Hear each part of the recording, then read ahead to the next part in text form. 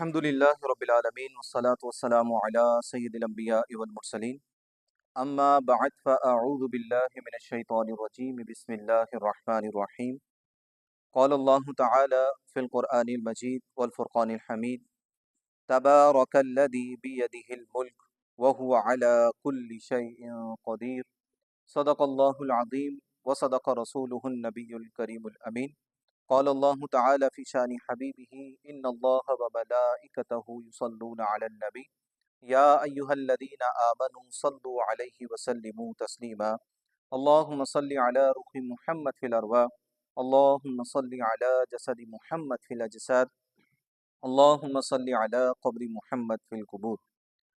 قرآن مجید فرقان حمید بڑا بابرکت اور بہت ہی پاکیزہ کلام ہے۔ اللہ رب العزت کا یہ وہ مبارک کلام ہے جس میں کسی قسم کے شک کی کوئی گنجائش نہیں ہے۔ اس کے وہی الفاظ جو اللہ رب العزت کی جانب سے نازل ہوئے آج تک قرآن میں اپنی اصل حالت میں موجود ہیں، نہ ہی اس میں کسی زیر زبر کی الفاظ کی کوئی غلطی ہے اور نہ ہی کوئی تبدیلی کی گئی ہے۔ یہ دنیا کی وہ واحد کتاب ہے جو اللہ رب العزت کی جانب سے نازل ہوئی اور آج تک اسی حالت میں موجود ہے، اور تا صبح قیامت اس میں کسی قسم کی کوئی تبدیلی نہیں ہو سکتی۔ یہ محفوظ کلام ہے، اللہ رب العزت کی جانب سے نازل ہوا اور اللہ رب العزت ہی اس کلام کا محافظ ہے، وہی اس کلام کی حفاظت فرما رہا ہے۔ اس کی تمام صورتیں، تمام آیتیں، ایک ایک کلمہ بہت ہی نورانی ہے، بہت ہی بابرکت ہے۔ آج سورہ ملک کی آیت نمبر 1 آپ کے سامنے تلاوت کی ہے۔ بہت سے ہمارے دوست تھے جو سورہ ملک میں شریک ہوتے تھے، تو ان کی یہ خواہش تھی کہ ہمیں سمجھ ہی نہیں آتا، عربی سنتے ہیں مزہ آتا ہے، لیکن اس کا معنی اور اس کا مفہوم ہمیں معلوم ہونا چاہیے، تو پھر اس میں اور زیادہ لذت بڑھ جاتی ہے۔ تو انشاءاللہ آج سورہ ملک کی آیت نمبر 1 آپ کے سامنے تلاوت کریں گے۔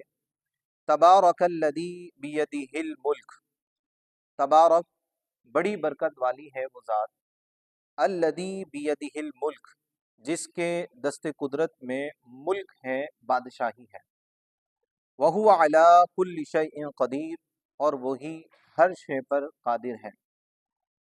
اللہ رب العزت کی ذات وہ ذات ہے جو ازل سے ابد تک کسی بھی قسم کی صفات ایسی جو مخلوق کے ساتھ پائی جاتی ہیں، ایسے اوصاف جو مخلوق کے ساتھ پائے جاتے ہیں، ان سے پاک اور منزہ ہے۔ اللہ رب العزت کی ذات ازلی ہے، ابدی ہے، وہ قدیم ہے، وہ حی ہے اور وہی باقی رہنے والی ذات ہے۔ اللہ رب العزت نے یہاں تبارک فرمائی، برکت والی ذات فرمائی، اس کے بعد فرمایا جس کے ہاتھ میں بادشاہت ہے۔ اس کائنات کی جو بادشاہت ہے، اس جہاں کی جو بادشاہت ہے، وہ اللہ رب العزت کے دست قدرت میں ہے۔ اللہ رب العزت جسے چاہے جو عطا فرمائے، وہ چاہے عزت دے، چاہے ذلت دے، چاہے اولاد دے، چاہے نہ دے، وہ چاہے کسی کو صحت دے، وہ چاہے کسی کو بیماری دے، کسی کو زندگی دے، کسی کو موت دے، کسی کو عزت دے، جو اللہ رب العزت چاہتا ہے وہ مخلوق کے ساتھ وہ فرماتا ہے۔ اس تمام تر کائنات کو اللہ رب العزت کا علم اور اس کی قدرت محیط ہے۔ علم کے محیط ہونے سے مراد کیا ہے؟ علم کے اعتبار سے اللہ تعالیٰ تمام عالم کو گھیرے ہوئے ہے۔ کائنات کی کوئی چیز اللہ رب العزت سے مخفی نہیں ہے، چاہے وہ ظاہر ہو، چاہے وہ پوشیدہ ہو، وہ روشنی میں ہو، تاریکی میں ہو، زمین کے اوپر ہو، زمین کی تہ میں ہو، ایک ایک چیز اللہ رب العزت کے علم میں ہے۔ ہر چیز اللہ رب العزت جانتا ہے، کوئی چیز اس کے علم سے باہر نہیں ہے۔ قدرت کے اعتبار سے اللہ رب العزت ہر ایک چیز کو محیط ہے۔ اس کا مطلب یہ ہے کہ کوئی بھی چیز اللہ تعالیٰ کی قدرت سے باہر نہیں ہے، ہر چیز اللہ تعالیٰ کے دائرہ اختیار میں ہے۔ وہ عالم کے جس حصے میں جس طرح کا تصرف فرمانا چاہے وہ فرما سکتا ہے۔ اللہ رب العزت نے اس کا یہ جو مفہوم آپ کے سامنے ذکر کیا، یہ قرآن کے مختلف حصوں میں ذکر فرمایا۔ سورہ آل عمران کی آیت نمبر 26 ہے۔ اللہ رب العزت ارشاد فرماتا ہے قُلِ اللَّهُمَّ مَالِكَ الْمُلْكِ تُؤْتِي الْمُلْكَ مَن تَشَاءُ، قل اے حبیب آپ فرما دیں اللہم، اللہم کا مطلب ہوتا ہے اے اللہ، یہ یا اللہ تھا، یا اللہ، لیکن جب دعائیہ کلمہ ہم کہتے ہیں تو دعا میں یا اللہ کو اللہم سے تبدیل کر دیا جاتا ہے۔ اللہم کا معنی وہی ہوگا جو یا اللہ کا ہے، اے اللہ۔ مالک الملک، تو ملک کا بادشاہ ہے، تو ملک کا مالک ہے، تو ہی اس جہاں کا مالک ہے۔ تو تل ملک من تشا، تو جسے چاہتا ہے سلطنت دے دیتا ہے، جسے چاہتا ہے بادشاہت عطا فرماتا ہے۔ وَتَنزِعُ الْمُلْكَ مِمَّن تَشَاءُ، اور تو جس سے چاہتا ہے بادشاہت چھین لیتا ہے، سلطنت لے لیتا ہے۔ وَتُعِزُّ مَن تَشَاءُ، اور تو جسے چاہتا ہے عزت عطا فرماتا ہے۔ وَتُذِلُّ مَن تَشَاءُ، اور تو جسے چاہتا ہے ذلت عطا فرماتا ہے۔ بِيَدِكَ الْخَيْرُ، اور تیرے ہی دست قدرت میں ہر بھلائی ہے، ہر خیر ہے۔ اِنَّكَ عَلَى كُلِّ شَيْءٍ قَدِيرٌ، بے شک تو ہر شے پر قادر ہے۔ اللہ رب العزت ہر شے پر قادر ہے۔ اسی طرح سورہ مائدہ کی آیت نمبر 40 ہے، اللہ رب العزت نے ارشاد فرمایا الم تعلم، کیا آپ نہیں جانتے ان اللہ لہ ملک السماوات والارض، بے شک اللہ ہی کے لیے ہے آسمانوں زمین کی بادشاہت، آسمانوں زمین کی حقیقی بادشاہت اللہ ہی کے لیے ہے۔ یعذب من یشاء، وہ جسے چاہے عذاب دے، ویغفر لمن یشاء، اور جسے چاہے معاف فرما دے، بخش دے۔ واللہ علی کل شیء قدیر، اللہ ہر شے پر قادر ہے۔ اسی طرح سورہ شعراء ہے، آیت نمبر 49 اور 50 ہے، اللہ رب العزت ارشاد فرماتا ہے للہ ملک السماوات والارض، اللہ ہی کے لیے آسمانوں اور زمین کی بادشاہت ہے۔ یخلق ما یشاء، وہ جسے چاہے پیدا فرما دے۔ یہب لمن یشاء اناثا، وہ جسے چاہے بیٹیاں عطا فرما دے۔ ویہب لمن یشاء الذکور، اور جسے چاہے بیٹے عطا فرما دے، جس کو چاہے بیٹیاں عطا فرما دے، جسے چاہے بیٹے عطا فرما دے۔ یعنی اللہ تعالیٰ کے اختیار میں ہے، جسے چاہے صرف لڑکیاں عطا فرما دے۔ انبیاء علیہ السلام کی بھی مختلف حالتیں موجود ہیں، حضرت لوط علیہ السلام، حضرت شعیب علیہ السلام کے حوالے سے آتا ہے، ان کی صرف بیٹیاں ہی بیٹیاں تھیں، کوئی لڑکا نہیں تھا، وہ بیٹے ان کو نہیں دیے گئے۔ اللہ رب العزت نے فرمایا وَيَهَبُ لِمَن يَشَاءُ الذُّكُورَ، اور جسے چاہے بیٹوں سے نواز دے، جسے چاہے بیٹے عطا فرما دے۔ جیسے حضرت ابراہیم علیہ السلام ہیں، آپ خلیل اللہ ہیں، آپ کے صرف بیٹے ہی بیٹے تھے، اللہ رب العزت نے آپ کو بیٹیاں عطا نہ فرمائیں، یہ اللہ تعالیٰ کی حکمت ہے، وہ جسے چاہے جو عطا فرما دے۔ او یزوجہم ذکرانا و اناثا، اور وہ جسے چاہے بیٹے اور بیٹیاں دونوں سے نواز دے، جسے چاہے بیٹے بھی عطا فرما دے، جسے چاہے بیٹیاں بھی عطا فرما دے۔ جیسے ہمارے پیارے نبی حضرت محمد مصطفیٰ احمد مجتبیٰ صلی اللہ علیہ وسلم کہ آپ کو اللہ تعالیٰ نے بیٹوں سے بھی نوازا اور بیٹیوں سے بھی نواز دیا۔ آپ کی 4 بیٹیاں ہیں، حضرت سیدتنا زینب بنت محمد رضی اللہ تعالی عنہا، حضرت سیدتنا ام کلثوم بنت محمد رضی اللہ تعالی عنہا، حضرت سیدتنا رقیہ بنت محمد رضی اللہ تعالی عنہا، اور حضرت سیدتنا فاطمہ بنت محمد خاتون جنت رضی اللہ تعالی عنہا۔ یہ آپ کی 4 شہزادیاں ہیں، اور آپ کے 3 شہزادے ہیں، بعض نے 4 کا ذکر کیا۔ حضرت سیدنا قاسم بن محمد رضی اللہ تعالی عنہ، حضرت سیدنا عبداللہ بن محمد رضی اللہ تعالی عنہ، اور حضرت سیدنا ابراہیم بن محمد رضی اللہ تعالی عنہ۔ نبی پاک علیہ الصلوۃ والسلام کو اللہ تعالی نے بیٹوں سے بھی نوازا اور بیٹیوں سے بھی نوازا۔ فرمایا وَيَجْعَلُ مَن يَشَاءُ عَقِيمًا، اور اللہ رب العزت جسے چاہے بانجھ کر دے، یعنی جسے چاہے کوئی اولاد ہی نہ عطا فرمائے، یہ اللہ رب العزت کے اختیار میں ہے۔ اب انسان کی کمال سعادت مندی اس میں ہے کہ وہ ہر حال میں اپنے رب سے راضی رہے، ہر حال میں اپنے رب سے راضی رہے۔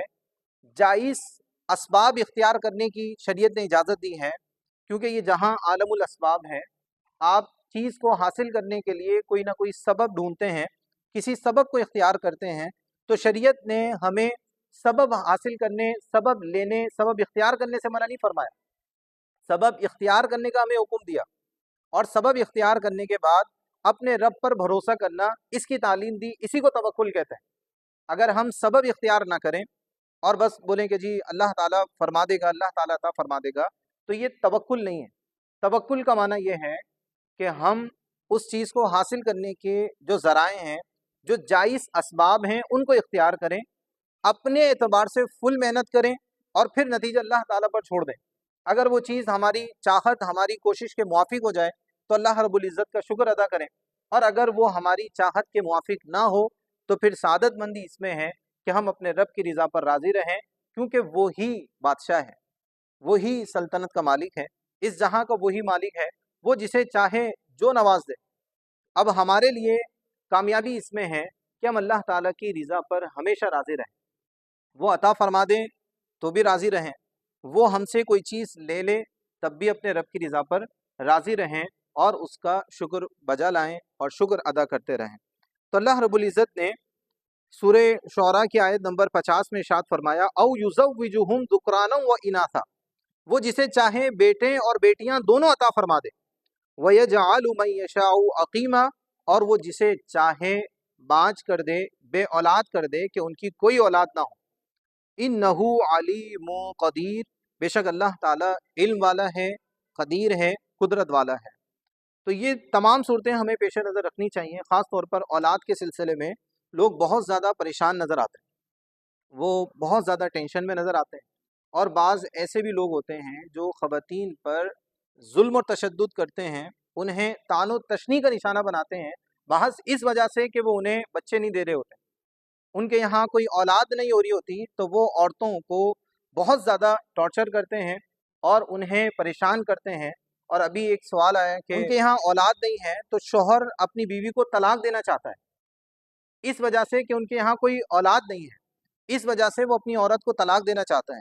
हालांकि इसमें औरत का कोई इख्तियार नहीं है, ये तो अल्लाह ताला की मर्जी है।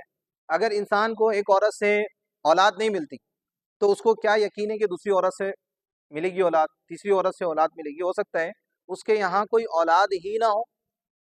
और औलाद का ना होना, इसमें बेदिली होने की ज़रूरत नहीं है। अल्लाह रब्बुल इज़्ज़त जिसे चाहे बेटे अता फरमा दें, बेटी अता फरमा दे, दोनों अता फरमा दें, ना अता फरमाएं, ये उसकी जानिब से हमारे लिए इम्तिहान है। अम्बिया अलैहिस्सलाम भी ऐसे हैं कि जिनके यहाँ कोई औलाद ना हुई, लेकिन वो हमेशा अल्लाह रब्बुल इज़्ज़त की रज़ा पर राज़ी रहे, शाकिर रहे, शुक्र अदा करते रहे। जैसे हज़रत ईसा अलैहिस्सलाम हैं कि इनके यहाँ न बेटे हुए न बेटियाँ हुई, लेकिन ऐसी सूरत पाई जाती है। तो ये सूरतें जो अम्बिया अलैहिस्सलाम का तज़किरा आपके सामने किया, वो महज़ तस्कीन के लिए है, ताकि हमें सब्र आ जाए, अल्लाह रब्बुल इज़्ज़त की कुदरत पर हम एतराज़ न करें, उसकी ज़ात पर अपनी ज़बान को दराज़ न करें, और हर हाल में अल्लाह रब्बुल इज़्ज़त से खुश रहें। तो अल्लाह ताला ने फरमाया इन्नहु अलीमुन कदीर, बेशक अल्लाह ताला अलीम है और कदीर है। तो सूरह मुल्क की आयत नंबर 1 आपके सामने तिलावत की, तबारकल्लज़ी बियदिल मुल्क, बड़ी बरकत वाली है वो ज़ात जिसके दस्ते कुदरत में बादशाहत है। तो बादशाहत है, हर चीज़ उसी की जानिब से मिलती है, जैसे कुरान के दीगर हिस्सों से आपके सामने कुरान की आयत आपके सामने तिलावत की। फिर फरमाया वहुवा अला कुल्ली शैइन कदीर, वही हर शे पर कादिर है, वही हर शे पर कादिर है। तो अल्लाह ताला की जानिब से ही हमें हर चीज़ मिलती है। तो अल्लाह ताला की बारगाह में दस्ते दुआ दराज करें, कोई परेशानी हो अल्लाह रब्बुल इज़्ज़त के हुजूर अपने हाथों को बुलंद करें, अल्लाह रब्बुल इज़्ज़त से दुआ करें, अल्लाह ताला अता फरमाने वाला है, उसी की जानिब से ही हमें सारी चीज़ें मिलती हैं। हर खैर, हर भलाई, हर नेमत अल्लाह रब्बुल इज़्ज़त की जानिब से ही हम तक पहुँचती है। तो इसलिए किसी भी हवाले से परेशान ना हो। ज़िंदगी के अंदर उतार चढ़ाव आता है, आजमाइश आती है, परेशानी आती है, लेकिन अपने रब से कभी मायूस ना हो। रिज़्क़ के एतबार से वही देने वाला है, वही वाफिर मिकदार में देता है, वही कभी इम्तिहान के तौर पर हमारे लिए तंगी पैदा कर देता है, हम आजमाइश में आ जाते हैं। लेकिन इसमें भी हमारे लिए बहुत सी हिकमतें हैं जिसको फ़िलहाल हम नहीं समझ पाते, लेकिन ये हमारे लिए बहुत ज़्यादा अहम है और ये बहुत ज़्यादा हमारे लिए फ़ायदेमंद है, बशर्ते ये कि हम इस चीज़ को समझें कि इसमें हमारे ही लिए बेहतरी है। अल्लाह रब्बुल इज़्ज़त की ज़ात हकीम है, वो हिकमत वाला है, وہ بھلائی والا ہے، اس لیے ہم کوشش کریں اگر کبھی کسی بھی اعتبار سے زندگی کے کسی بھی حصے میں آزمائش ہے، پریشانی ہے، تو ہم اللہ رب العزت کی رضا پر راضی رہیں، دعا کر سکتے ہیں جیسے حضرت ابراہیم علیہ السلام نے دعا کی۔ بہت سی دعائیں قرآن میں منقول ہیں، یہاں تک کہ اولاد کے حصول کے لیے بھی آپ نے اللہ تعالیٰ سے دعا کی۔ حضرت زکریا علیہ السلام کا تذکرہ موجود ہے، دیگر اور انبیاء علیہ السلام کا تذکرہ موجود ہے۔ تو اللہ رب العزت سے رجوع کریں، اللہ تعالیٰ کے یہاں دست دعا دراز کریں، اللہ تعالیٰ ہماری مشکلات کو حل فرمانے والا ہے۔ اللہ رب العزت عمل کی توفیق عطا فرمائے۔ وما علینا الا البلاغ۔